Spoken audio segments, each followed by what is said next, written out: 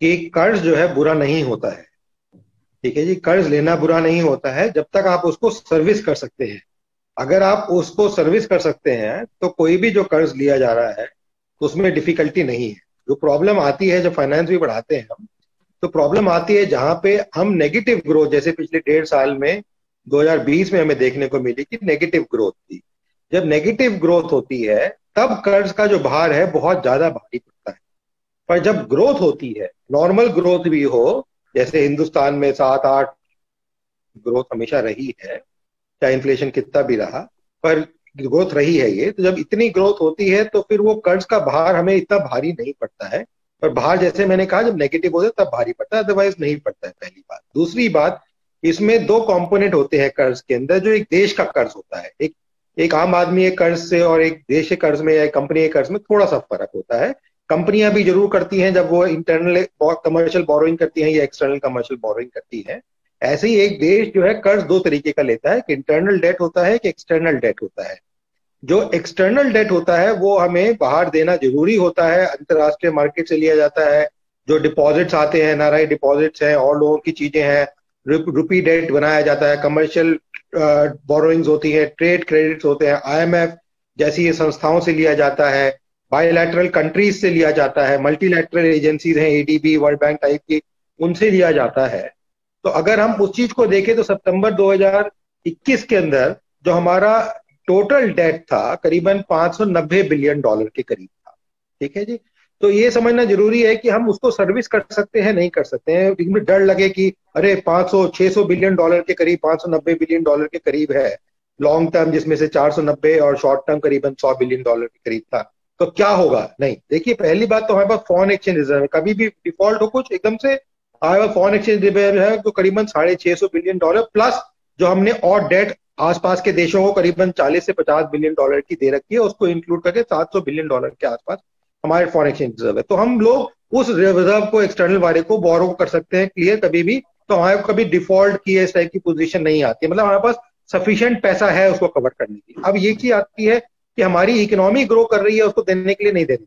दूसरा, जो आपने सही बात कही, जो इंटरनल डेट है, इंटरनल डेट मतलब हिंदुस्तान में ही हिंदुस्तानियों से ली गई है, चाहे वो सेंट्रल गवर्नमेंट ले या स्टेट गवर्नमेंट ले, वो हिंदुस्तानियों को बॉन्ड बेच के उससे पैसा लेती है ताकि आगे बड़े बड़े प्रोग्राम, इंफ्रास्ट्रक्चर है और प्रोग्राम्स हैं, उनको दिया जा सके। तो करीबन हम अगर देख के चले तो करीबन 50% के करीब, 48-45-9% के करीब जो टोटल डेट है हमारी, उसमें से जो 48-49% डेट जो है वो हिंदुस्तान की अपनी डेट है। बाकी जो 51-52% है वो हम बाहर से इंपोर्ट कर रहे हैं, और जो पब्लिक डेट हम ले रहे हैं वो उसको इंक्लूड करती है ना। अब ये चीज देखना कि एक तो पहली बात, बाहर की हमारी पब्लिक डेट और एक्सटर्नल डेट एक जैसी होती है? नहीं जी, पब्लिक डेट, एक्सटर्नल डेट में क्या होता है कि एक, जैसे मैंने आपको बताया, एनआरआई डिपॉजिट्स, वो डिपॉजिट्स आ जाते हैं। जब एक सरकार जाके डेट लेती है, जैसे आईएमएफ से लिया या बायलैटरल एग्रीमेंट कंट्रीज के थ्रू लिया या मल्टीलैटरल एजेंसी से लिया, तो उसमें वो पब्लिक डेट के फॉर्म में आ जाते हैं। बट जो एक्सटर्नल डेट्स, जो ऐसी आपकी ट्रेड क्रेडिट हुई, एनआरआई डिपॉजिट्स हुए, या रुपी डेट्स हमने कभी रेज करी हैं किसी एक्टिविटी के लिए, या शॉर्ट टर्म डेट्स हमने रेज करी, तो वो जो है उनमें एक्सटर्नल में आ जाती है। पर टोटल सारा ये एक्सटर्नल में दोनों ही आ जाते हैं, चाहे पब्लिक लें या नॉन पब्लिक। जो आरबीआई का डेटा आता है वो दोनों का मिला के आता है। ठीक है। तो ये जो डेट है हमारी, वो पहली बात, सर्विसिंग के लिए हमें कोई दिक्कत नहीं। अब जो प्रॉब्लम आती है, जैसे मैं सर्विसिंग ऑफ डेट, सर्विसिंग मतलब हमारे पास जीडीपी ग्रोथ है कि हम उसको दे पाए या ना दे पाए। फॉर्चुनेटली, जबकि जो हमारी जीडीपी ग्रोथ है, जो पिछले 1 साल के अंदर देखने को मिली है, वो सक्षम है कि इस एक्सटर्नल डेट को हमारी सर्विस कर सके। तो इसलिए डरने की बात नहीं। और जो ये डेट ली जाती है, जैसे बताया, शॉर्ट टर्म और लॉन्ग टर्म का चक्कर होता है। लॉन्ग टर्म का मतलब है कुछ सालों तक की डेट हमें रिपे करनी है, तो उसका एकदम से हमारे ऊपर बाहर नहीं आ रहा, पर उसका जो इंटरेस्ट बर्डन है वो हमारे ऊपर आएगा। और अगर हमारा रुपया काफी नीचे गिर गया, जो इंटरनल डेट है वो तो रुपए में ली हुई है तो कोई दिक्कत की बात नहीं, जो एक्सटर्नल डेट है वो हमने डॉलर में ली या यूरो में ली या किसी और करेंसी के अंदर ली, तो वो जो एक्सटर्नल डेट हम ले रहे हैं उसमें फिर रुपए का मापदंड का फर्क पड़ता है। तो अगर रुपए गिरेगा तो उसका भार इंडियन गवर्नमेंट के ऊपर देने में बहुत ज्यादा बढ़ जाएगा। अगर वो बढ़ेगा, डेट का जो भार है हिंदुस्तान की सरकार के ऊपर कम पड़ जाएगा। तो पहली बात तो ये समझना बहुत जरूरी है कि डेट लेना खराब नहीं होता है। डेट लेने से प्रोग्रेस होती है। और हमने देखा पिछले 40 सालों में कंपनियों ने, इंस्टीट्यूशंस ने और सरकार ने भी जो है डेट ली है और उससे ग्रोथ देखने को मिली है। बिकॉज बहुत सारे बड़े प्रोजेक्ट्स होते हैं, इंफ्रास्ट्रक्चर प्रोजेक्ट्स होते हैं, कभी कभी और बहुत सारी चीजें होती हैं जिसमें पैसा की लागत बहुत ज्यादा होती है और इंटरनेशनल एजेंसीज का इन्वॉल्वमेंट होता है, तो वहां पे डेट लेना जरूरी हो जाता है। कभी कभी बाइलैटरल एग्रीमेंट्स होते हैं, ट्रिपल पी मोड के अंदर एग्रीमेंट्स करते हैं, तो उनमें भी कभी कभी इंटरनेशनल एजेंसीज हैं जैसे एडीबी है या वर्ल्ड बैंक है या कोई कंट्री है, वो कहती है कि मेरे से आप इतना ये पैसा मैं लगाऊंगी, तो वो डेट जो है उस कॉन्ट्रैक्ट के अतिरिक्त बंध के आती है। तो इसलिए इसमें घबराने की बात नहीं है, सिर्फ ये है कि सर्विसिंग कॉस्ट हम दे सकते हैं नहीं दे सकते। पर आज की डेट में, पिछले साल घबराने की बात थी क्योंकि हम नेगेटिव ग्रोथ की तरफ थे।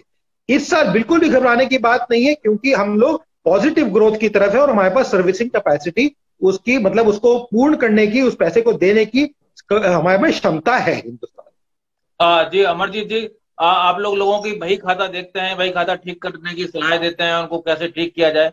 आप क्या सलाह देंगे किसी भी व्यक्ति को कि आपके बजट में 25%, 30% आपका कोई बात नहीं, ब्याज जा रहा है, चुका दीजिए और फिर भी खुश रहिए। अमन जी कह रहे हैं कि बहुत अच्छी बात है, कोई दिक्कत नहीं है, हमारी जो है ना ग्रोथ दिख रही है, हालांकि हम प्री कोविड पे लेवल पे भी नहीं आए हैं। ये क्या मतलब सरकार को चिंता की विषय नहीं होना चाहिए क्या सरकार के लिए? देखिए ऐसा है, मैं अमन जी की बात से बिल्कुल सहमत हूँ। सीधी सी बात ये है, हम जब बिजनेसमैन भी है उसको भी ये कहते हैं भी आप कर्ज जरूर हो, लिवरेजिंग होनी चाहिए ना कैपिटल की, इसमें तो कोई शक नहीं है। और एक सरकार की जिम्मेवारी और एक इंडिविजुअल की जिम्मेवारी में बहुत फर्क है। देखिए इंडिविजुअल तो एज भी होता है, उसने बच्चों को पढ़ाना है, उसने सब कुछ करना है, उसकी एज होने के बाद उसके रिटायरमेंट का क्या होगा उसको वो भी देखना है बेसिकली, उसकी क्षमता क्या है। और जैसे अमन जी ने कहा कि हर देश जो है वो बोरो तो करता ही है, इसमें कोई संदेह नहीं है। और हमारा जो फिजिकल रिस्पॉन्सिबिलिटी स्टेटमेंट भी है, बजट मैनेजमेंट सिस्टम, उसके तहत भी हम 60% तक तो हमें कोई मैनेज करने की बात थी और इससे ज्यादा कोई घबराने की बात नहीं है। तो आज की स्थिति में जब कोविड हमारे सामने से निकला है 2 साल से, और जो हमारी सिचुएशन रही है और ये जो सरकार है, आप एक बात मानिएगा, वर्ल्ड ओवर इस वक्त जरूरत ये है कि हम डिमांड क्रिएट कर पाए, इसी तरीके से मांग कर पाए क्रिएट। क्योंकि अगर मांग नहीं होगी तो रिसेशन में चले जाएंगे। Recession is equally bad for that particular purpose. आप इस बात को मद्देनजर रखते हो कि भी कर्ज नहीं बढ़े परंतु डिमांड नहीं हो और इंडस्ट्रीज आपकी सारी की सारी बैठ जाए, वो भी आप अफोर्ड नहीं कर सकते। आज की डेट में जो आप देखेंगे, जो इंफ्रास्ट्रक्चर प्रोजेक्ट्स में पैसा लग रहा है, आप देखिए आज नेशनल हाईवेज के ऊपर कितना पैसा लग रहा है, आप गडकरी जी को काम करते हुए देखिए फॉर दैट मैटर। तो जब ये सब चीजों की जरूरत है, पब्लिक स्पेंडिंग की जरूरत है, तो जब पब्लिक स्पेंडिंग होगी, और सबसे ज्यादा जरूरी जो है वो मेरे ख्याल में अमन जी के या निसार जी के कमेंट या चरण सिंह जी के चाहूंगा उसके ऊपर सब। मैंने हमेशा एक बात समझी है, किसी भी सरकार के सामने सबसे बड़ी समस्या रहती है एम्प्लॉयमेंट क्रिएट करने की, रोजगार क्रिएट करने की। इस कोविड के बाद जितना बेरोजगारी हुई, अगर आपने वो रोजगार क्रिएट करना, अगर आप रोजगार क्रिएट नहीं करते तो आपको लॉ एंड ऑर्डर की प्रॉब्लम क्रिएट सॉल्व करनी पड़ेगी, लॉ एंड ऑर्डर की प्रॉब्लम क्रिएट हो जाएगी। तो आपको अगर रोजगार क्रिएट करना है तो आपको इंफ्रास्ट्रक्चर में पैसा लगाना ही पड़ेगा हर सूरत में। आपको ऐसी ऐसी जगह पैसा लगा, मैं तो कहता हूँ अगर सरकार को ये भी करना पड़ेगा भाई गड्ढा खोदो और गड्ढा भर दो और उसके लिए पैसा देना तो देना पड़ेगा, क्योंकि आप बेरोजगारी नहीं अफोर्ड कर सकते किसी भी सूरत में। आप मनरेगा में पैसा देंगे, आप एग्रीकल्चर को पैसा देंगे, आप सबको हर व्यक्ति एक्सपेक्ट ये करता है कि पैसा तो मिलना चाहिए, परंतु डेट सरकार का नहीं बढ़ना, ये नहीं हो सकता। डेट सरकार का बढ़ेगा जब तक विद इन रीजनेबल लिमिट। तो मैं बिल्कुल बात से सहमत हूँ अमन जी की कि अब मैं अगर सर्विसिंग करने के लिए, अगर मेरा ग्रोथ रेट मेरे इंटरेस्ट रेट से ज्यादा रहेगा तो मुझे कोई दिक्कत नहीं है, क्योंकि उस केस में मैं इंटरेस्ट भी सर्विस कर पाऊंगा और डेट का कोई पोर्शन रीपे भी कर पाऊंगा। जिस दिन मेरी ग्रोथ रेट उसके नीचे चली जाएगी उस डेट से मुझे प्रॉब्लम होगी। तो मैं इस वक्त डेट की पोजीशन को खराब नहीं समझता। चरण सिंह जी, आपने वर्ल्ड बैंक में भी काम किया है, आपने आई में भी काम किया है और आपने आरबीआई के साथ भी काम किया है, तो भारत कहाँ खड़ा हुआ है पूरे देशों की तुलना में?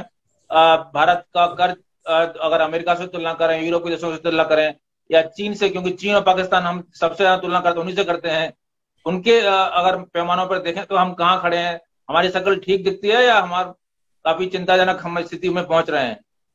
सबसे पहली बात है कि मैं अमन जी और अभी अभी अभी जो अमर जी ने कहा है दोनों से बिल्कुल सहमत हूं, क्योंकि इस स्थिति में हम लोगों को एम्प्लॉयमेंट, रोजगार में जोर देना है और इन्वेस्टमेंट करनी है। इस समय टैक्स तो आने वाला नहीं है, इसलिए सरकार को अपना ही खर्चा करना पड़ेगा उधार लेके, और सरकार कर रही है। दूसरी बात, ये जो हमारे मन में ये भ्रम पैदा हुआ है कि हम लोग ज्यादा उधार लेके बैठे हैं, ये कहां से पैदा हुआ? ये पैदा हुआ है मैस्ट्रिक्ट ट्रीटी से। ये ट्रीटी क्या है? इस ट्रीटी के अंदर ये जितने ईसीबी हैं, यूरोप का जो बना है ईसीबी, वो उधर से सारी बात शुरू हुई। उन्होंने कहा कि 3% डेफिसिट ऑफ जीडीपी सालाना होना चाहिए, 60% से ज्यादा डेट आपका आउटस्टैंडिंग परसेंटेज ऑफ जीडीपी उससे ज्यादा है तो थोड़ा मुश्किल आ सकती है। पर अब पूछने वाली बात यह है कि उन देशों ने जिन्होंने यूरो बनाया, क्या उन्होंने इस पे अपनी पूरी सावधानी ली? नहीं ली। उनमें कई ऐसे बिगड़े हुए देश हैं जिनके दोनों ही रेशो काम नहीं करती। तीसरी बात, सब लोगों ने कहा ये रेशो कहां से आई, किसी को से क्या है ये रेशो का, कोई किसी को उस चीज, खुद वहां रिसर्च चल रही है कि क्या ये हम लोगों ने जो किया था, ये जो रेशियोज बनाई थी, क्या ये रेशियोज ठीक थी? 3% और 60%, और इसके ऊपर उनका रिव्यू चल रहा है। सो पहली बात तो ये हुई कि ये जो रेशियोज थी जिनके ऊपर हम लोग पूरे इमर्जिंग कंट्रीज, जो रेटिंग एजेंसीज और सेंट्रल बैंक्स ने बहुत अपनी टाइम लगाया, वो रेशियोज ही शायद ठीक नहीं थी। अब आपने देखा होगा, अर्थशास्त्री, खास करके विदेशी अर्थशास्त्री कह रहे थे कि अगर आपका डेफिसिट 3% से ज्यादा बढ़ गया तो आप स्थिति बिगड़ जाएगी। कौन सी स्थिति बिगड़ी मुझे तो आज तक नहीं दिखी। हमारा अपना ही देश ले लीजिए, 3% ऑफ डेफिसिट ऑफ जीडीपी 1980 से हम लोग उसको क्रॉस करके बैठे हैं, आज तक यहां तो कोई स्थिति नहीं बिगड़ी। अब सबसे अच्छी बात तो यह है कि हम fastest growing nation of the world है और हमारी फिस्कल सिचुएशन भी कंट्रोल में है। हमने fiscal responsibility budget management act बना रखा है, पर कभी भी उसके नीचे हमें कोई आपत्ति नहीं आई। तो इसलिए ये जो आंकड़े विदेशों ने दे रखे हैं, इस पे हमेशा एक प्रश्न लगा के रखना चाहिए। ये रेटिंग एजेंसी अननेसेसरली हमारे जैसे इमर्जिंग कंट्रीज के नाक में दम करके रखते हैं।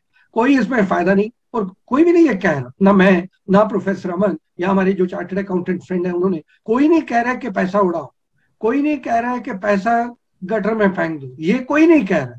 सब लोग ये कह रहे हैं कि थोड़ा ध्यान रखो कि पैसे का यहाँ उपयोग हो रहा है क्या ठीक हो रहा है। इस टाइम पे देश को किधर पैसा खर्चने की जरूरत है, सड़कों पे खर्चने की जरूरत है ताकि रोजगार बना रहे, या घरों में बनाने की जरूरत है, या पोर्ट्स बनाने में जरूरत है, जिधर कुछ ना कुछ उसका फायदा हो। तो 1945 में अमेरिकन इकोनॉमिक रिव्यू एक जर्नल है जो अर्थशास्त्रियों के लिए एक बहुत माना और सबसे सत्कार वाला जर्नल है। उस जर्नल में एक एफसी डॉमर ने आर्टिकल पब्लिश किया था। एफसी डॉमर खुद एक पॉलिसी मेकर भी रह चुके थे। उन्होंने क्या किया, उन्होंने कहा कि अगर मुझे इंटरेस्ट रेट 5% पे उधार मिल रहा है और अगर मैं उसको अपने देश में लगा देता हूं सड़कें बनाने में, बिल्डिंग बनाने में, तो मुझे जो उसका ग्रोथ का मल्टीप्लायर इफेक्ट है वो मुझे 8% से मेरा देश प्रगति में चला जाता है। अगर 8% प्रगति में जा रहा है देश, 5% उधार लेके 3% का मुझे फायदा हो रहा है, क्या उसमें क्या आपत्ति है? कोई आपत्ति नहीं है। तो इसलिए जैसे अभी अभी उन्होंने कहा कि कॉर्पोरेट सेक्टर में कोई नहीं कहता है कि लोन लेना गलत बात है, पब्लिक फाइनेंस में भी लोन लेना कोई गलत बात नहीं है। एक और बात मैं कहनी चाहूंगा, थोड़ा ध्यान से सुनिएगा इसको। अगर मैं आज टैक्स बढ़ा देता हूं तो लोगों के पास टैक्स देने की क्षमता नहीं है, तो ग्रोथ पे फर्क डालेगा।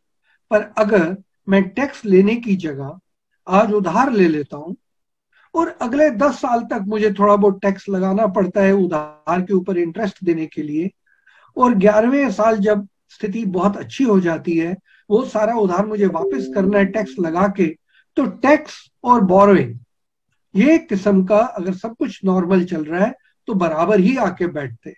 तो ज्यादातर देश क्या करते हैं, जब थोड़ी स्थिति गंभीर होती है, जैसे अब कोविड का टाइम है, कंपनियां बंद पड़ी हैं, तो एम्प्लॉयमेंट उतना नहीं है, तो उधार ले लेते हैं। जब स्थिति ठीक हो जाती है उस टाइम पे टैक्स ले लेते हैं। तो ये कोई आपत्तिजनक बात नहीं। अब आपका सीधा सवाल जो मुझे था कि अमेरिका या यूरोप या चाइना या पाकिस्तान के अगर देखें कंपेयर करके तो हम कहां पर खड़े हैं। चाइना के साथ कंपेयर करने तक कोई फायदा ही नहीं, उनके सारे आंकड़े बिगड़े हुए होते हैं। पाकिस्तान के साथ क्या आपने कंपेयर करना है, अमेरिका के साथ अगर आपने कंपेयर करना है तो अमेरिका हमारे से कहीं ज्यादा बिगड़ा पड़ा है। उसका तो जो ऋण है वो 100% ऑफ जीडीपी से ऊपर जा रहा है, तो उन्होंने कभी उस पर कोई आपत्ति नहीं की। यूरोप में भी कई देश हैं जिनका 100% से ऊपर है। आपको एक उदाहरण देता हूं, आप जापान देखिए, जापान तो एक बहुत प्रगतिशील देश है, जापान का उधार मेरा ख्याल 200% से ऊपर है, तो इसमें कोई आपत्ति वाली बात नहीं है। पर अगर आप रेटिंग एजेंसीज को देखेंगे, रेटिंग एजेंसीज ये जितनी भी एडवांस कंट्रीज हैं इनके ऊपर कभी आपत्ति नहीं जताएंगी। और हमारा अगर डेट 60 से 61% हो जाएगा तो ये सब लोग अपनी रेटिंग को हिलाएंगे और कहेंगे ये देश अभी डूबने वाला है। तो इसलिए मैं इन रेटिंग एजेंसीज जो इस पे डेट टू जीडीपी रेशो पे काफी निर्भर रहती है, इन पे ना विश्वास करता हूँ, ना ही अपना निर्णय इन लोगों के ऊपर लेता हूँ। मैं ये जरूर देखता हूँ कि सरकार जब ऋण लेती है तो उसको लगाती कहाँ। अगर तो तनख्वाहें देने में लगा रही है तो उसमें थोड़ा सोचने की बात है, तनख्वाह कहाँ दे रही है। अगर भाखड़ा नंगल प्रोजेक्ट बन रहा है, नई सड़कें बन रही हैं, गडकरी जी बना रहे हैं, नया एयरपोर्ट बन रहा है, नए सी पोर्ट बन रहे हैं, नए वाटरवेज बन रहे हैं, उधर पैसा लग रहा है और लोगों को उधार लेके वो बना रहे हैं, बिल्कुल कोई आपत्ति नहीं है। अगर सब्सिडी में जा रहा है, हाँ, फिर थोड़ी सी टेंशन है। अगर आप बजट का विश्लेषण करेंगे तो आप देखेंगे कि ये सरकार जब से आई है, कैपिटल बजट जहां पे एसेट्स बन रहे हैं देश के, उसमें काफी पैसा लगा रही है। तो कंक्लूड करते हुए मैं ये कहना चाहूंगा कि बाकी देशों के अगर आप कंपेयर करेंगे तो हम काफी अच्छे हैं। क्योंकि हम अच्छे हैं इसलिए तो आप देख रहे हैं कैसे यहाँ पे फॉरेन डायरेक्ट इन्वेस्टमेंट और फॉरेन इंस्टीट्यूशनल इन्वेस्टमेंट आता जा रहा है, सब कुछ दुनिया हिल रही है, पर यहाँ पर हमारे देश में सब कुछ आता जा रहा है। वही एक प्रमाण है कि हमारे, और जैसे प्रोफेसर अमन ने भी कहा कि हमारे फॉरेन एक्सचेंज रिजर्व कितने अच्छे बने पड़े हैं। तो ये सारी चीजें, और हमारी एक्सचेंज रेट देखिए एक स्थिर अवस्था में चल रही है, तो ये सारी चीजें एक चीज को दर्शाती है कि बाकी देशों के मुकाबले में हमारा देश इस टाइम पे ठीक चल रहा है। बिल्कुल निशा जी, सबसे युवा पैनल हमारे पैनलिस्ट आप ही हैं, और मैं हर बार देखता हूं कि बजट जब आता है तो बड़े बड़े विश्लेषण छपते हैं, भैर बिल मनी कम फ्रॉम, पैसा कहां से आएगा, पैसा कहां से आएगा, सरकार ने बड़े बड़े दावे कर दिए। जब पैसा कहां से आएगा कोई चिंता नहीं है, उधार लीजिए, खर्च करिए, तो फिर ये हेडलाइन क्यों बनती है? मतलब वो या तो वो गलत होते हैं या हम ही लोग पूछने वाले गलत होते हैं। पैसा कहां से आएगा, वो सवाल कुछ ना उठाना बंद कर देना चाहिए फिर तो, कि पैसा कहां से आएगा, पैसा तो आ जाएगा, उधार ले लेंगे। हाँ, ये आप सही कह रहे हैं, लेकिन वो ये जो बहस है कि हमें मतलब उधार लेना चाहिए सरकारों को कि नहीं लेना चाहिए, ये इसमें कोई दो राय नहीं कि सरकार का जो आर्थिक स्थिति है और सरकार का जो वित्तीय लेन देन होता है वो व्यक्तियों से और परिवारों से अलग होता है। इंडिविजुअल्स के जो वित्तीय लेन देन और उनका जो बही खाता होगा, वो उनका जो हिसाब किताब सोच होगा उससे तो बिल्कुल अलग होता है, सरकार का अलग होता है। सरकार के लिए तो लोन इनकम है ऐसा बोलते हैं, जोड़ते ही हैं, टोटल इनकम में लोन भी जुड़ा होता है, ये बात सही है। लेकिन आप देखिए कि डिबेट कैसे कैसे घूमता है। जब 90s में जब नई आर्थिक नीति लानी थी, जब ग्लोबलाइजेशन लाना था, तो कहा गया कि ये बहुत बुरी चीज है, फिस्कल डिफिसिट तो होना नहीं चाहिए साहब। और जैसा कि सर ने कहा कि उसमें इंटरनेशनल जो एजेंसीज हैं उनका भी बहुत बड़ा रोल था। IMF, वर्ल्ड बैंक, उन्होंने भी कहा कि नहीं नहीं, ये आप लोन ले रहे हो, आप फिस्कल डिफिसिट अपना इतना ज्यादा बढ़ा रहे हो, ये तो बहुत ही गलत बात है, आप ये तो इस पे तो रोक लगाओ। और इस पे कैसे रोक लगाओगे, तो आप सोशल सेक्टर डेवलपमेंट को कट करो।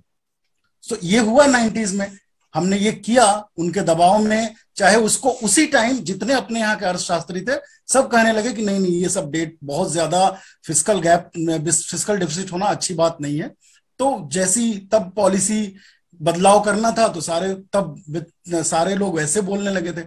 आज सब लोग केंसियन हो गए हैं, आज सब लोग समाजवादी हो गए हैं, सब लोग कह रहे हैं कोई बात नहीं, लोन ले सकते हैं, कोई खराबी नहीं है। तो मैं नहीं जानता हूं कि यहाँ जो सर लोग बैठे हुए, इन लोगों का 90s में क्या पोजीशन था मुझे नहीं पता है, लेकिन ऐसे हुआ। उन्हीं लोगों ने, जिन लोगों ने डेट को कभी खराब माना था, उन लोगों ने अच्छा माना था कि नहीं डेट लेके, जैसे आज सभी तीनों हमारे से पहले वाले जो हमारे से बहुत ज्यादा ज्ञान रखने वाले लोग हैं, तीनों लोगों ने जैसे कहा कि नहीं, अगर कर्जा लेके हम विकास कर सकते हैं तो उसमें क्या दिक्कत है। ये लोग कहते थे 70s में, लेकिन 90s में आते आते ये थ्योरी बदल गई और इसको एकदम सबसे खराब थ्योरी कहा गया। अब फिर वापस आज सुनने को मिल रहा है कि नहीं, ये थ्योरी अच्छी है। तो जो 70s में था वो 90s में खराब हो गया था, आज फिर अच्छा कहा जा रहा था। एक तो मैं ये ध्यान दिलाना चाहता हूं कि आर्गुमेंट्स कैसे बदलते हैं जब परिस्थितियां, जब पॉलिसी मेकर्स अपने हिसाब से आर्गुमेंट को मूव कर लेते हैं, उनको पॉलिसी बदलनी होती है। जब इंटरनेशनल एजेंसीज को पॉलिसी बदलनी होती है तो इंटरनेशनल एजेंसीज अपने हिसाब से आर्गुमेंट को चला देते हैं, मीडिया भी फिर वही बातें करने लगता है। तो ये हमें थोड़ा सा समझना चाहिए।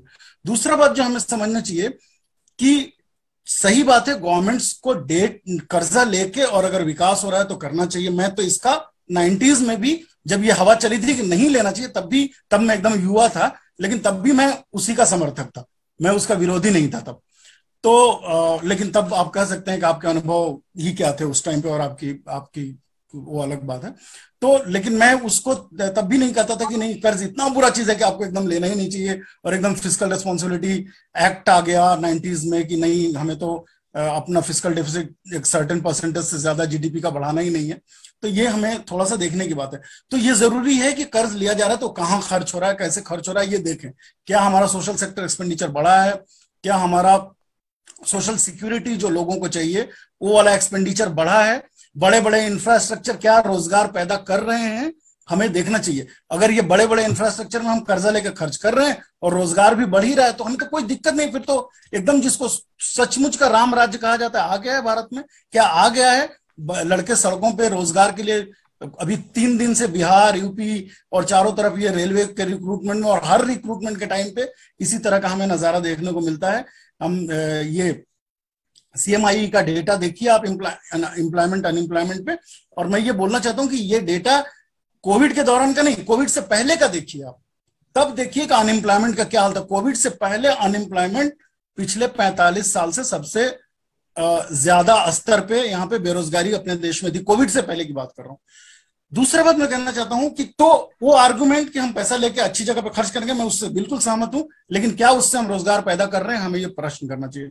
दूसरा बात जो मैं कहना चाहता हूं कि कर्ज लेने की जरूरत क्यों पड़ती है? तब पड़ती है कि जब हमारा खर्च जब हमारे खर्च भर हमारा रेवेन्यू नहीं आ रहा है, राजस्व हमारा जो है वो हमारे जितनी जरूरत है उतना भर नहीं आ रहा है, तो हम कर्ज लेते हैं। तो फिर हमारा राजस्व जो क्यों कम हो रहा है? प्री कोविड पीरियड में जाइए और आपको मैं डेटा दे सकता हूं भारत सरकार के बजट बुक से कि प्री कोविड पीरियड में 18-19 में 20,80,000 का रेवेन्यू कलेक्शन हुआ था, टोटल रेवेन्यू कलेक्शन। 19-20 में 20,10,000 का, 70,000 करोड़ कम रेवेन्यू कलेक्शन हुआ। प्री कोविड है, कोविड की बात नहीं हो रही है, कोविड के दौरान तो जाहिर है रेवेन्यू का बहुत फॉल हुआ। तो प्री कोविड हमारा रेवेन्यू कलेक्शन कम हो रहा है। क्यों कम कर रहे हो भाई रेवेन्यू कलेक्शन? क्या दिक्कत है?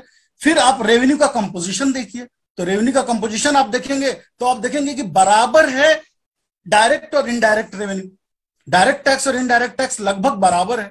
क्यों भाई? इस देश के गरीबों से आप उतना ही टैक्स लोगे जितना अमीरों से लोगे आप।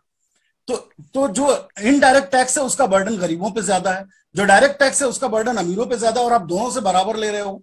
तो अब ऑक्सफैम की रिपोर्ट पिछले कई सालों से दिखा रही है कि कितनी गैर बराबरी बढ़ रही है और जो अमीर लोग हैं वो कितने अमीर होते जा रहे हैं। आप 0.5% ही उन पे वेल्थ टैक्स लगा दो तो आपको जो लोन लेने की जरूरत है वो थोड़ी कम हो जाएगी, तो फिर आपका जो इंटरेस्ट पे पेमेंट है वो थोड़ा कम हो जाएगा खर्चा। तो इंटरेस्ट पे खर्चा अगर कम हो जाएगा तो उसको थोड़ा और आप शिक्षा पे, स्वास्थ्य पे खर्चा कर सकते हैं। तो हमें ये थोड़ा सा देखना चाहिए। एकदम ऐसे हम बोल रहे हैं जैसे अभी इस देश में कोई समस्या ही नहीं है, अर्थव्यवस्था एकदम स्वर्णिम युग में अपने चल रहा है, तो ऐसी स्थिति नहीं है और ऐसा मैं इंप्रेशन नहीं देना चाहता हूं। तो मैं ये 2 बातों पे जोर देना चाहता हूं। पहली बात, मैं इससे सहमत हूं कि सरकारों को कर्ज लेके विकास करने से कोई दिक्कत नहीं है। मैं इसका तब भी समर्थक था, मैं फिर से कहना चाहता हूं, जब इसके विरोध में हवा चल रही थी अर्ली 90s में। दूसरी बात मैं ये कहना चाहता हूं कि उस कर्जे वो जो अभी जो सरकार का एक्सपेंडिचर पैटर्न है उसमें क्या सोशल सेक्टर के लिए, सोशल सिक्योरिटी के लिए, एजुकेशन के लिए, हेल्थ के लिए, एम्प्लॉयमेंट क्रिएशन के लिए कितना खर्चा हो रहा है और उसका आउटकम कितना आ रहा है, कितना एम्प्लॉयमेंट क्रिएट हो रहा है। तो उसको मैंने आपको बताया कि प्री कोविड 45 ईयर्स में सबसे ज्यादा अनएम्प्लॉयमेंट हुआ था। तीसरा मैं कहना चाहता हूं कि क्या हम रेवेन्यू मोबिलाइजेशन के, रिसोर्स मोबिलाइजेशन के ऑल्टरनेटिव और थोड़ा ढूंढ सकते हैं कि कर्ज लेने की थोड़ी कम जरूरत पड़े और हमारा इंटरेस्ट पे पेमेंट थोड़ा कम खर्चा हो। तो हमें इस एस्पेक्ट पे भी देखना चाहिए। बिल्कुल, तो चर्चा सैद्धांतिक लेवल पे आ गई है। ब्रेक के बाद लौटेंगे तो बात करेंगे कि भारत का जो कर्ज का ढांचा है वो किस तरह का है, कहाँ कहाँ कर्ज लेते हैं, बजट में कहाँ कहाँ खर्च करते हैं, क्या हमारी प्रायोरिटीज सही है, और जो सैद्धांतिक परिवर्तन आए हैं 90s से। 90s में हम देखते थे खबरें छपती थी अखबार में, कार्टून छपते थे, हम लोग विश्व बैंक के सामने कटोरा लेके खड़े हुए हैं। अब इस तरह की चीजें गायब हो गई। आखिर परसेप्शन, जैसा कि निसार जी भी बोल रहे हैं, परसेप्शन चेंज क्यों हुआ? क्या कर्ज लेना अचानक अच्छी बात हो गई, या कर्ज लेना अच्छी बात हो गई तो क्यों रिलायंस अपना कंपनी को कर्ज मुक्त घोषित कर रहा है? क्यों जरूरत पड़ी उनको कर्ज मुक्त घोषित करने की? आखिर कंपनियों को कोई दिक्कत नहीं थी, बहुत बड़ी कंपनी थी। ऐसे सारे पहलू हैं जो लोगों के मन में है, इस पर बात करें, कहीं मत जाइए, लौटते छोटी सी ब्रेक के बाद।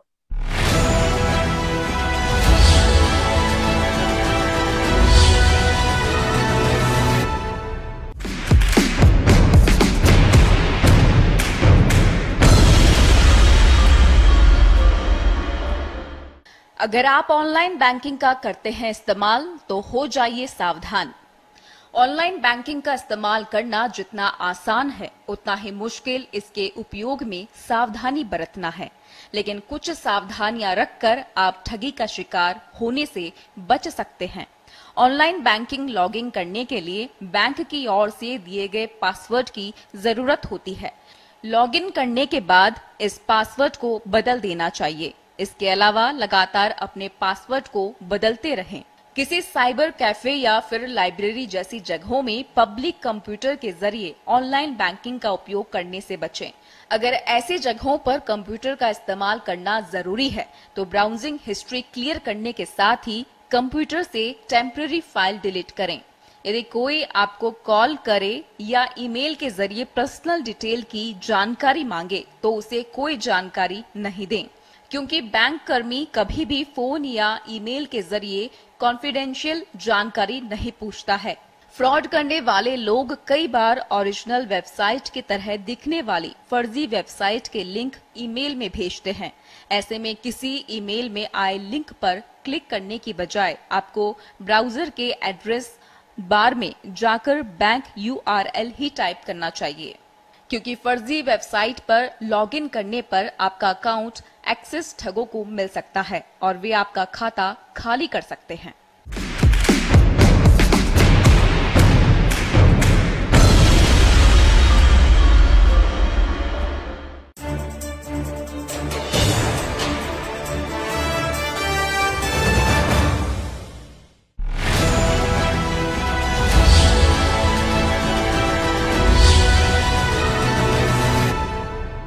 ब्रेक के बाद आपका स्वागत है। हम बात कर रहे थे कि कर्ज लेना कितना अच्छा है और कर्ज का खर्चा कैसे हो। अमरजीत जी, रिलायंस कंपनी ने अभी हाल में ये घोषणा की है कि वो कर्ज मुक्त हो गई है। उसके बाद उसके शेयर आसमान छू रहे हैं, लगातार बढ़ते जा रहे हैं। अगर कर्ज में कोई बुराई नहीं थी, कर्ज कोई मर्ज नहीं था, तो उसको क्या जरूरत थी कि वो कर्ज फ्री मुक्त हो, डेट फ्री हो, और डेट फ्री होने के बाद उसमें इतने अच्छी राइज मिले। उसमें आखिर भारत भी अगर कर्ज मुक्त हो जाएगा तो 8-9 लाख करोड़ उसका बचेगा। तो क्या ये अच्छी बात नहीं होगी कि जो भारत अपना खर्च करेगा शिक्षा पे, स्वास्थ्य पे, जो कि बहुत जरूरी मुद्दे हैं। बाद में सोशल सिक्योरिटी नहीं है, इतने गरीब है, इतनी बेरोजगारी है, तो कर्ज की बजाय हम अच्छा है कि यहाँ खर्च करें। कर्ज क्यों, कर्ज के अच्छा, कर्ज को हम अच्छा बता रहे हैं। देखिए, दो तीन बातें निसार जी ने जो कहा और आपने जो कहा, मैं उन दोनों बातों का जवाब देना चाह रहा हूँ। निसार जी ने दो तीन बातें बहुत अच्छी कही। निसार जी ने कहा कि 90 में एक डिबेट थी, मैं भी उस वक्त उसी बात का समर्थन कर रहा था जिसका निसार जी भी कर रहे थे और हम सब कर रहे थे कि कर्ज लेना कोई बुरी बात नहीं। मैं उस वक्त भी यही कहता था कि कर्ज लेना कोई बुरी बात नहीं। दूसरी बात निसार साहब ने ये कही कि भाई आप कर्ज लेते हैं, उसको कहाँ खर्च करते हैं। ये तो मैंने भी बोला है, अमन जी ने भी बोला है और चरण सिंह जी ने भी बोला। ये जरूरी है कि जिस चीज के लिए आप कर्ज लें, अगर आप कर्ज लेके सैलरीज में दे रहे हैं, उससे कुछ नहीं होगा। अगर कर्ज लेके आप उस डायरेक्शन में डाल देते हैं कि जहां से वापस प्रोडक्शन में नहीं आना, जहां से वापस इनकम क्रिएट नहीं होनी, उससे कुछ नहीं होगा। वो एक चिंता का विषय है फिर। परंतु अगर आप अपनी प्रोडक्टिव रिसोर्सेज बढ़ा रहे हैं, जो चरण सिंह जी ने भी कहा कि भाई हम पिछले कुछ सालों में अपनी कैपिटल एसेट्स में बहुत पैसा लगाया है इस सरकार ने। लोग कह सकते हैं कि कुछ ऐसी एसेट्स भी क्रिएट की होंगी जो शायद ना डिजायरेबल हो, हर एक के अपना अपना एंगल है बात करने का। परंतु मैं ये भी नहीं कह रहा हूँ कि ये स्वर्णीय अध्याय है इस वक्त। ये भी हमने किसी ने नहीं कहा ये बात, किसी ने भी ये बात नहीं बोली है। ये जरूरी है कि आप एक आउटकम एनालिसिस करें। ये किसने रोका है? हम तो इंस्टीट्यूट ऑफ चार्टर्ड अकाउंटेंट्स की तरफ से 98 से एक बात कह रहे हैं। मैं आपको ये बता सकता हूँ कि भाई ये एक अजीब सी स्थिति है। एक बिजनेसमैन अगर खर्चा करता है, लोन लेता है या अपने कैपिटल भी लगाता है, जो एसेट क्रिएट करता है, लायबिलिटी क्रिएट करता है, उसकी तो बैलेंस शीट बनती है। परंतु जो एक नेशन है, नेशन में खर्चा कहाँ होता है उसकी कोई बैलेंस शीट ही नहीं बनती कभी भी। आज की डेट में हमें नहीं पता कि 47 से लेके आज तक जो खर्चे हुए हैं, कितना पैसा कैपिटल में गया, कौन कौन सी एसेट्स क्रिएट हुई होंगी, कौन कौन सी एसेट्स क्रिएट नहीं हुई होंगी। It's a factual position to be in. तो हम तो ये चाहते हैं कि वो आउटकम हो, आउटकम एनालिसिस हो, उसके ये बने कि कितनी एसेट्स क्रिएट हुई, कितनी प्रोडक्टिव रिसोर्सेज में गया, कितना आपके रेवेन्यू में गया। अगर ये पैसा सिर्फ सैलरीज की तरफ जाना है, डीए एरियर्स की तरफ जाना है, उसके लिए कर्जा नहीं लेना है। ये किसी ने नहीं कहा कभी भी बेसिकली। और दूसरी बात मैं ये कहना चाहूंगा, निसार जी ने बात की राजस्व की कि भाई राजस्व का जो रेवेन्यू है वो डायरेक्ट टैक्सेस से और इनडायरेक्ट टैक्सेस से बराबर का। कभी ऐसा टाइम था कि 80% जो था वो इनडायरेक्ट टैक्सेस से आता था। वो भी एक चिंता का विषय था बेसिकली। जब मैं बीकॉम कर रहा था तो उस वक्त 97% के करीब का टैक्स रेट था इंडिविजुअल्स के ऊपर। ये भी फैक्चुअल पोजीशन है। उस वक्त हम ये कहते थे कि अगर हम वेल्थ टैक्स और एस्टेट ड्यूटी मिला लें तो जो व्यक्ति अर्न करता है उससे ज्यादा का शायद टैक्स देता है। परंतु आज की डेट में जो हाईएस्ट टैक्स रेट है वो 30% है आपका। उसके ऊपर आप सरचार्ज लगा लें 32-33% बन जाता। तो हम 95% से, मैं बात कर रहा हूँ 71 के करीब की, वहां से आज कहाँ पहुंचे हैं इस बात को भी हम मान के चले। परंतु अनफॉर्चुनेटली कोई इस बात के बारे में बात नहीं करता भाई एग्रीकल्चर के ऊपर टैक्स क्यों नहीं होना चाहिए, एग्रीकल्चरल इनकम के ऊपर टैक्स क्यों नहीं होना चाहिए। मैं ये चाहता था कि निसार जी भी इस बात को करें कि एक व्यक्ति, मैं भी 50,000 रुपया कमाता हूँ, एक व्यक्ति एग्रीकल्चरल सेक्टर में वो 50,000 रुपया कमाता, वो एक पैसे का टैक्स नहीं देता, मैं टैक्स दे रहा हूँ। ऐसा क्यों है? ये इनइक्वालिटी क्यों है? ये इक्विटी क्यों नहीं? उस वक्त हम ये सब कह देते हैं, पॉलिटिशियन पे खड़े होकर ये कह देते हैं राजनीतिक कि भाई ये एक स्टेट का सब्जेक्ट है। अगर आपकी पॉलिटिकल विल है तो आप कर पाओगे, आपकी पॉलिटिकल विल नहीं है तो आप नहीं कर पाओगे। जीएसटी आपने सारे चीफ मिनिस्टर्स को मना के आप जीएसटी लेके आए हैं ना अल्टीमेट, ऐसा तो नहीं कि आप नहीं लेके आए। और फिर एक्सपेंडिचर टैक्स क्यों नहीं होना चाहिए? मैं निसार जी की बात से एक बात से बिल्कुल सहमत हूँ कि भाई इनडायरेक्ट टैक्सेस का बर्डन तो सब पे पड़ता है, सब पे पड़ता, और जो आपके डायरेक्ट टैक्सेस है उसका कुछ व्यक्तियों पे पड़ता। और अगर आप सुपर रिच टैक्स और लगाना चाहते हो तो आप सुपर रिच टैक्स लगा लीजिए। परंतु एक्सपेंडिचर टैक्स अगर आप 0.001% भी लगाएं तो उसका शायद वजन इवन लोअर तबके के ऊपर बहुत कम पड़ेगा, परंतु उसकी जो कलेक्शन होगी वो बहुत ज्यादा होगी और उसको आप रेगुलेट भी बेटर तरीके से कर पाएंगे। तो और अगर कोई व्यक्ति के पास ज्यादा पैसा है, वो ज्यादा खर्चा करेगा, वो ज्यादा टैक्स देगा अपने आप में। इसमें भी किसी तरीके का कोई संदेह नहीं। मैंने तो अभी एक आर्टिकल भी लिखा, उसमें भी ये रिकमेंड किया तो मेरा अपना मानना ये है कि मैं सरकार को इस बात पे चैलेंज नहीं करना चाहता कि आपने कर्जा क्यों बढ़ा दिया। मैं सरकार को इस बात पे चैलेंज कर सकता हूँ कि भाई इसका आउटकम एनालिसिस कहाँ है, आपने ये पैसा खर्च कहाँ किया। परंतु आज अगर मुझे नजर आ रहा है कि रोड्स के ऊपर जा रहा है, टोल ब्रिजेस के ऊपर जा रहा है, आपके पावर सेक्टर के ऊपर जा रहा है, सब चीजों पे जा रहा है, तो मुझे उसमें कोई और एक और जो कारण है ये डेट बढ़ने का, वो ये है कि सरकार प्लान किया किसी वक्त कभी 2 लाख करोड़ रुपए हमें डिसइन्वेस्टमेंट से आएगा, और वो पैसा आया नहीं। पर इस साल हो सकता है कि LIC के डिसइन्वेस्टमेंट में पैसा आ जाए, या अगले साल और डिसइन्वेस्टमेंट में पैसा आ जाए। अगर डिसइन्वेस्टमेंट से हम लॉस मेकिंग, आज हम पढ़ रहे हैं कि भाई एयर इंडिया को हमने कितने लाख करोड़ रुपया उसकी लॉसेस को फंड करने के लिए दिया है बेसिकली। अगर आज ये loss making public sector units बंद होंगे, और अगर हम इससे कुछ रियलाइज कर पाएंगे, और वो प्रॉपर रियलाइजेशन होना चाहिए, ये मैं जरूर कहूंगा, उनकी एसेट्स की प्रॉपर वैल्यूएशन करके रियलाइज करना चाहिए। अगर मेरी डिसइन्वेस्टमेंट ठीक होती तो भी मैं कर्ज कम कर पाऊंगा, इसमें भी किसी तरीके का कोई संदेह नहीं। चरण सिंह जी, हमने ये देखा है कि कर्ज भारत का बढ़ता जा रहा है, लेकिन उसकी चर्चा नहीं होती, चिंता नहीं हो रही, आप लोग भी चिंता नहीं कर रहे। लेकिन और दूसरी बात, आप लोग बार बार इंफ्रास्ट्रक्चर की याद दिला रहे हैं कि इंफ्रास्ट्रक्चर पर खर्च हो रहा है, अच्छी बात है। शिक्षा की, स्वास्थ्य की कोई मेंशन नहीं है कि शिक्षा पे हमारा कितना खर्च है, स्वास्थ्य पे कितना खर्च है, हम लोग सोशल सिक्योरिटी है कि नहीं। मतलब ये खर्चे आप लोगों की नजर में कोई प्रोडक्टिव नहीं है क्या?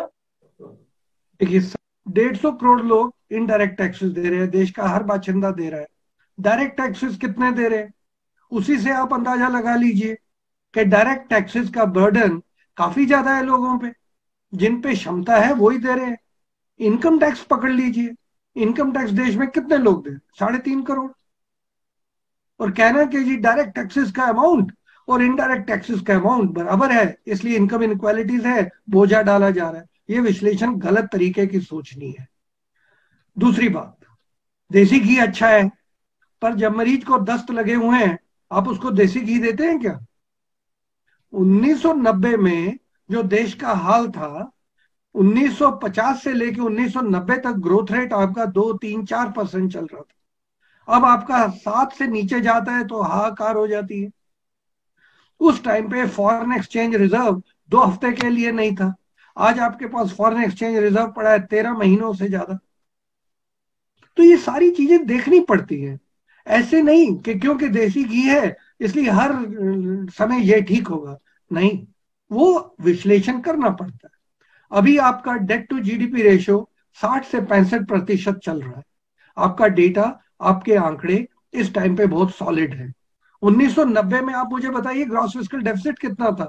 मुझे ये बताइए, इस देश में ग्रॉस फिस्कल डेफिसिट किसी को 1990 में पता था क्या? नहीं पता था। एक बजट डेफिसिट का कॉन्सेप्ट होता था। बजट डेफिसिट में आप हैरान होंगे, कैपिटल रिसीट इंक्लूड की जाती थी। जब आपके पास डेटा विश्लेषण नहीं था तो आप घबराएंगे। उस टाइम पे डेट टू GDP रेशियो कितनी थी? 100 से ऊपर थी। गारंटीज का डेटा ही नहीं था इस देश में उस टाइम में। उसके बाद 1993 में ग्रॉस फिस्कल डेफिसिट का कॉन्सेप्ट बना और उसमें मैंने काम किया। उसके बाद पीछे मुड़ के सारा रिकंस्ट्रक्ट किया, रेवेन्यू डेफिसिट का कॉन्सेप्ट बनाया। उसके बाद गारंटीज क्या होती हैं उनको डिफाइन किया और उनको कंप्यूट करना शुरू किया। रिजर्व बैंक में डेट मैनेजमेंट डिपार्टमेंट बनाया गया, कब? 93 में। तो इसलिए ये कहना कि ये विश्लेषण बहुत बहुत, मैं तो हैरान हूं कैसा विश्लेषण है ये।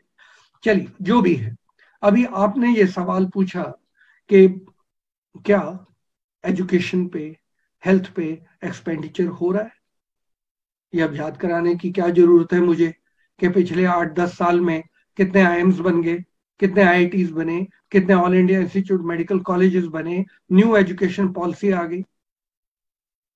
कोविड के दौरान जिस तरीके का ये हमारा देश, इतनी जनसंख्या है, कोविड के दौरान जिस तरीके मेडिकल फैसिलिटीज दी गई, लोएस्ट मोर्टेलिटी रेट दुनिया में, अमेरिका जैसा एडवांस देश में जिस तरीके की महामारी ने जान ली है, हमारे देश में वो सब नहीं हुआ ना।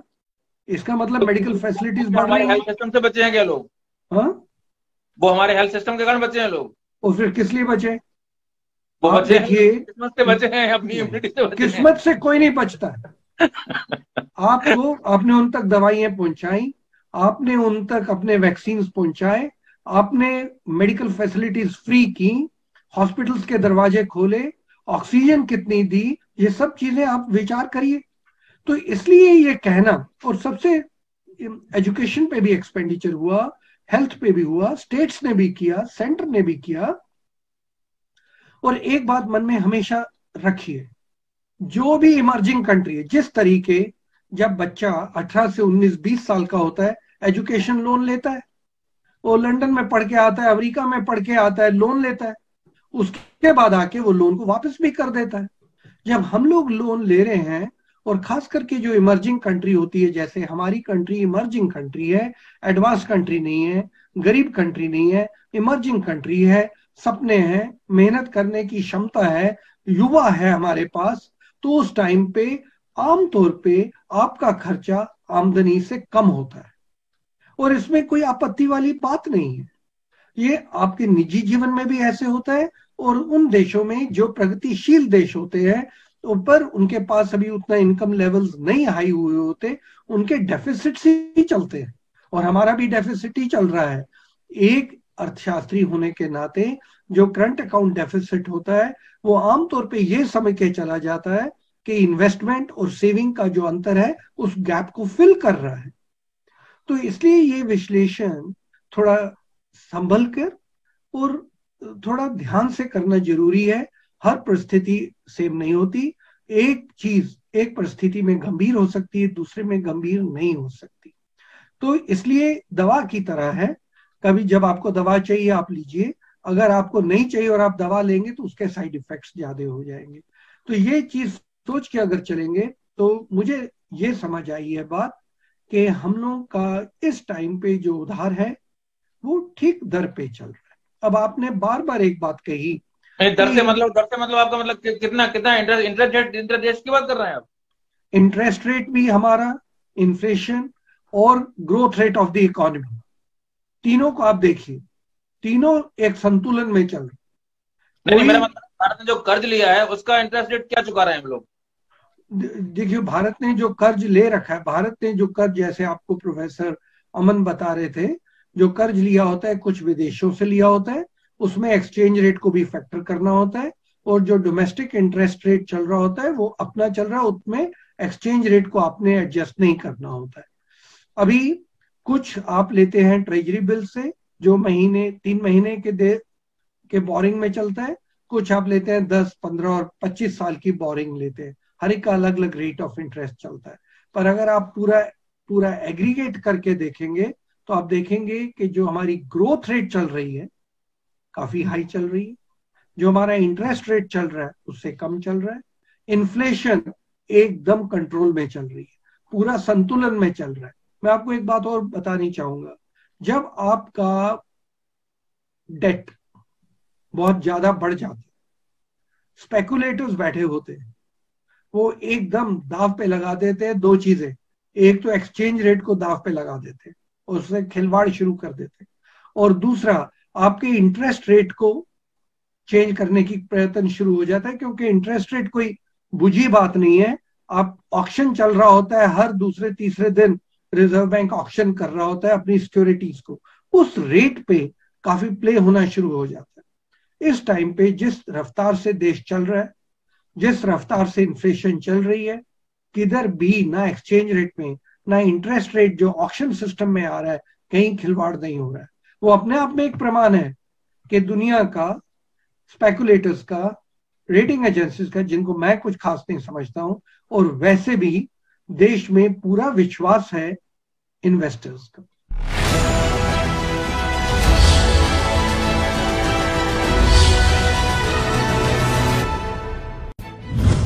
राजस्थान के पूर्वी द्वार से पश्चिम के मरुस्थल तक, गंगानगर के लहलहाते खेतों से माही और बागड़ के बांसवाड़ा तक, रोज नई करवट लेती राजनीति से पग पग नई शक्ल लेती रणनीति तक, हर हलचल, हर समाचार संस्कृति, धर्म और खेल की खबरों का संसार। मिलेगी राजस्थान को आवाज पत्रिका राजस्थान पर।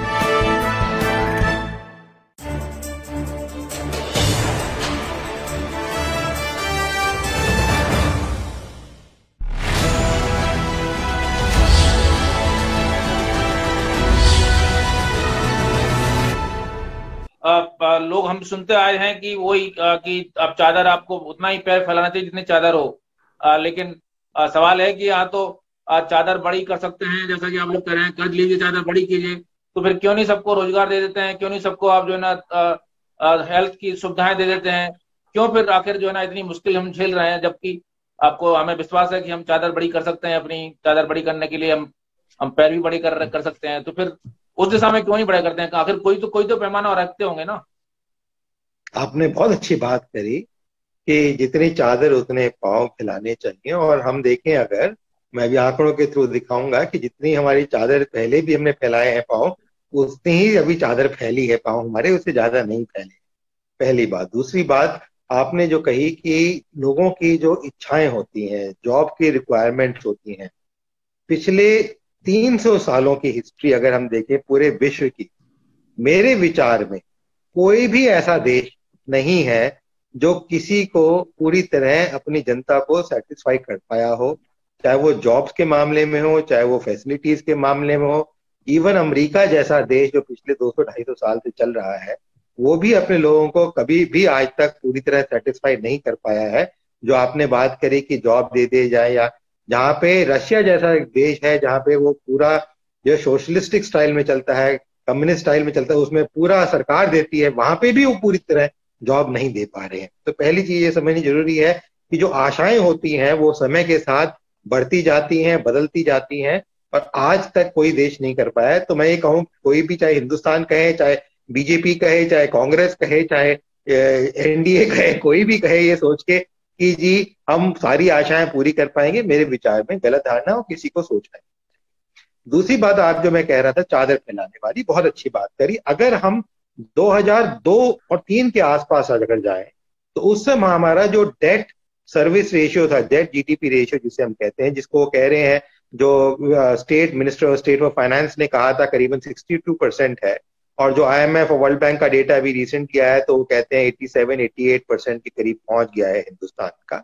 अगर हम आईएमएफ और वर्ल्ड बैंक, जहां मैं काम किया, वहां का डेटा लेके चले तो 87-86%, तो अराउंड 83 to 84% तो 2002 के अंदर भी गया था।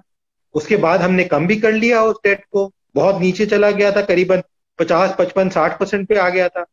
तो ये कहें कि ऊपर हमने चादर में पैर नहीं फैलाए थे, तो पहले पैर फैले हुए हैं, वो एक जो एक्सपेंशन है हमने पहले देख रखा है।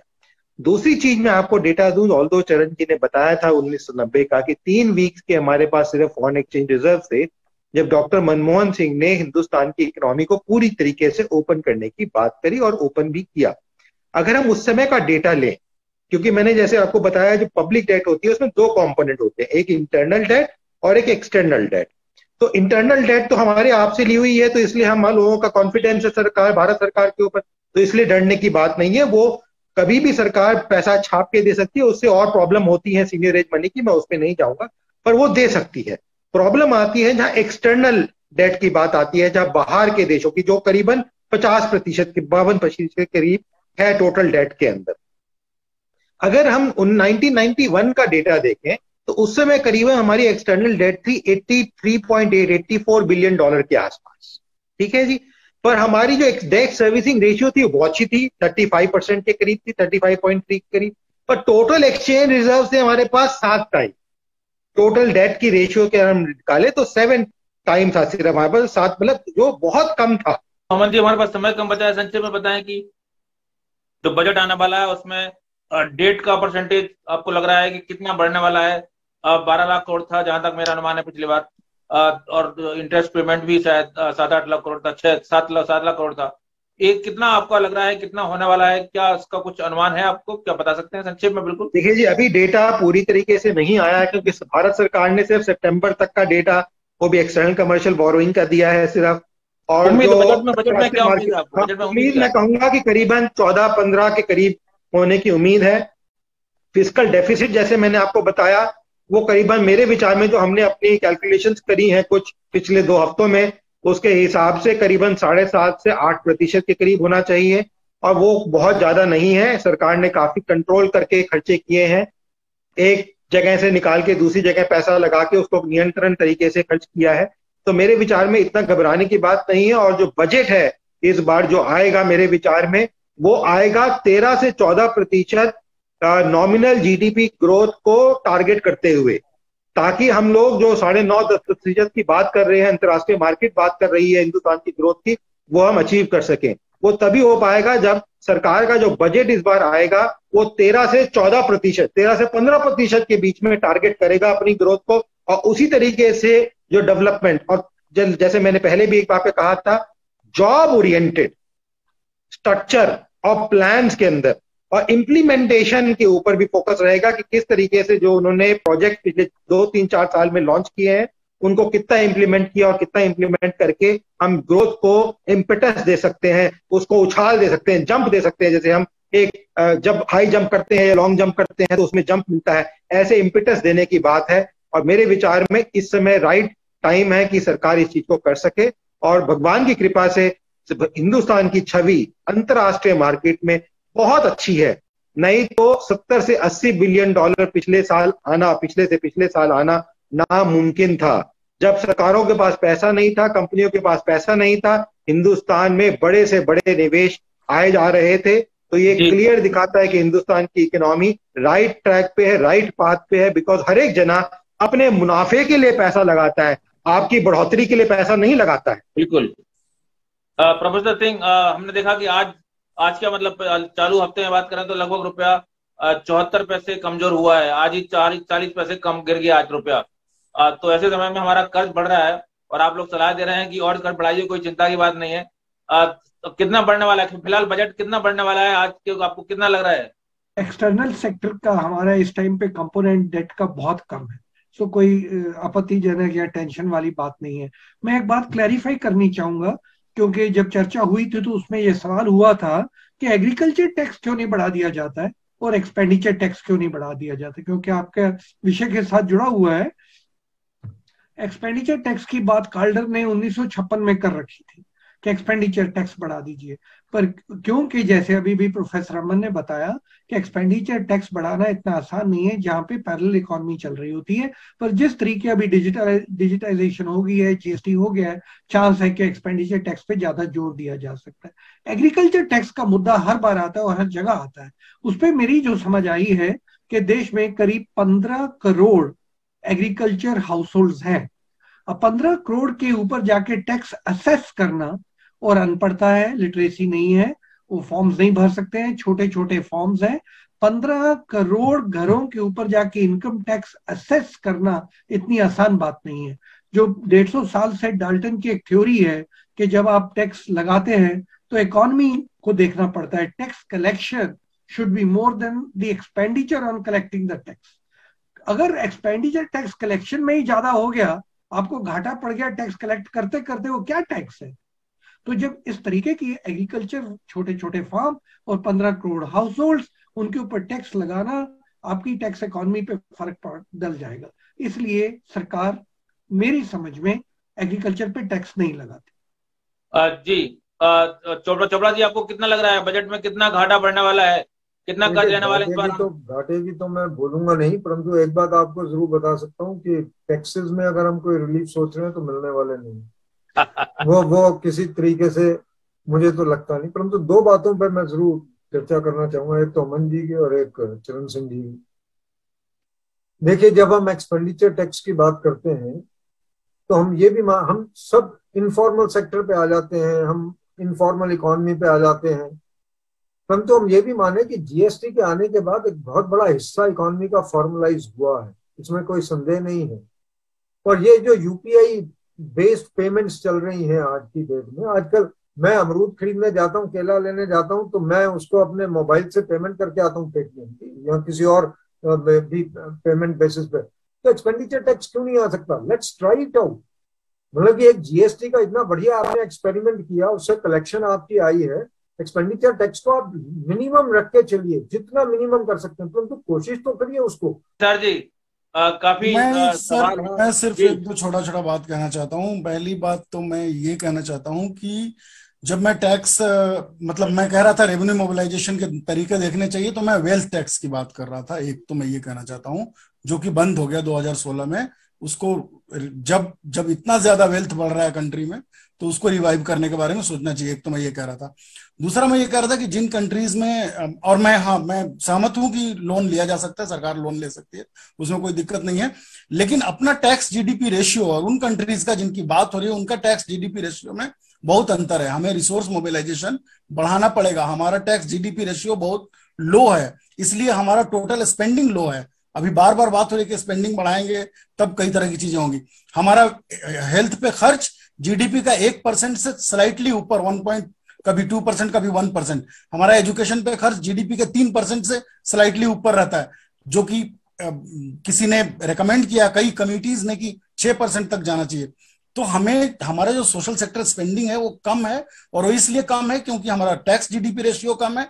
और टैक्स जीडीपी रेशियो इसलिए कम है क्योंकि हम बहुत ज्यादा इनडायरेक्ट टैक्सेस पे अभी भी रिलाय कर रहे हैं। मैं इससे बिल्कुल असहमत हूं कि डायरेक्ट टैक्सेस जो कम लोग दे रहे हैं और इसलिए वो आधा दे रहे हैं, तो ये मानना चाहिए कि वो लोग बहुत ज्यादा दे रहे हैं। वो अपने इनकम का कितना % दे रहे हैं आप ये देखिए। और एक गरीब आदमी जो सबसिस्टेंस लेवल पे सर्वाइव कर रहा है वो भी उतना ही इनडायरेक्ट टैक्स दे रहा है। वो अपने इनकम का कितना % दे रहा है? सर ने क्लेरिफाई कर दिया कि वो छोटे किसानों की बात नहीं कर रहे हैं। जो 15 करोड़ एग्रीकल्चर हाउस होल्ड है उसमें से 80% दो एकदम छोटे किसान हैं, जो सबसिस्टेंस लेवल पे एग्रीकल्चर कर रहे हैं। उनको क्या टैक्स करेंगे आप? तो जाहिर है उन्होंने उसको स्पष्ट कर ही दिया है, तो उसमें मुझे कुछ नहीं कहना है। मैं सिर्फ ये कहना चाहता हूं कि हमें लोन लेने में कोई बुराई नहीं है, लेकिन हमें रिसोर्स मोबिलाइजेशन के तरीके ढूंढने होंगे और उन तरीकों में हमें वेल्थ टैक्स पे देखना होगा, हमें डायरेक्ट टैक्स पे ज्यादा जोर देना होगा। ये मैं अभी भी कहता हूं, इसमें मुझे कोई शर्म नहीं है। और इनडायरेक्ट टैक्सेस पे ज्यादा रिलाय करने का मतलब है कि जो कमजोर गरीब जनता है उस पे ज्यादा कंधे पे भार डालना। ये मैं अच्छी तरह से समझता हूँ। फिलहाल इस चर्चा में इतना ही। हम जानते हैं कि लोन उसी को मिलता है, बैंक उसी को लोन देता है जिसको चुकाने की क्षमता हो। अगर भारत को लोन मिल रहा है और भारत चुका सकता है तो अच्छी बात है। और हालांकि ये देखने वाली बात होगी वो खर्च कहाँ होता है। खर्च अगर सदिच्छा से हो, अगर खर्च वो योजनाबद्ध हो और प्लानिंग की तरीके से हो, इन्वेस्टमेंट को रिटर्न आए तो बहुत अच्छी बात है। हमारी चर्चा काफी सार्थक रही और काफी अच्छी जानकारियां मुझे भी मिली। आप सभी लोग चर्चा में बहुत धन्यवाद। नमस्कार। आप देखते रहिए नमस्कार।